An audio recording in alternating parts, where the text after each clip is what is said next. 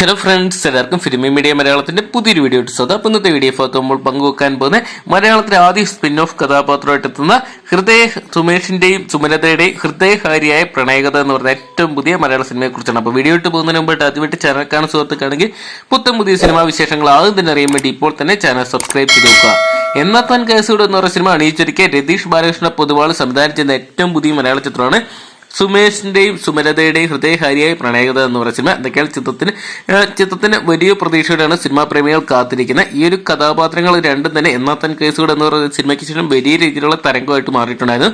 രാജേഷ് മാധവ്, ചിത്ര നായർ തുടങ്ങിയവരാണ് നായികമാരായിട്ടത്. ഇവർ ജീവിതത്തിൽ ഒന്നിച്ചിട്ടുണ്ടായിരുന്നു. രതീഷ് ബാലകൃഷ്ണ പൊതുവാൾ തന്നെയാണ് ചിത്രത്തിന്റെ തിരക്കഥയും തയ്യാറാക്കിയിട്ടുണ്ടായത്. 100 ദിവസത്തിലധികം ചിത്രീകരണം പിന്നിട്ട ചിത്രം 3 കാലഘട്ടത്തിലൂടെയാണ് കഥ പറഞ്ഞു വന്നത്. ഇന്ത്യൻ സിനിമാ ചരിത്രത്തിൽ ആദ്യമായിട്ടാണ് ഒരു കഥ ഇത്തരത്തിൽ 3 കാലഘട്ടങ്ങളിലൂടെ അവതരിപ്പിക്കുന്നത്. വലിയ ക്യാൻവാസിലാണ് ചിത്രം ഒരുങ്ങുന്നത്. ഇമ്മാനുവൽ ജോസഫും അജിത് തലപ്പള്ളിയും ചേർന്നാണ് ചിത്രം നിർമ്മിച്ചിരിക്കുന്നത്. എന്തൊക്കെയാണ് ചിത്രത്തിൽ സഹനിർമ്മാതാക്കളായിട്ട് രതീഷ് ബാലകൃഷ്ണ പൊതുവാൾ, JK, വിവേക് ഹർഷൻ തുടങ്ങിയവരാണ് വന്നിരിക്കുന്നത്.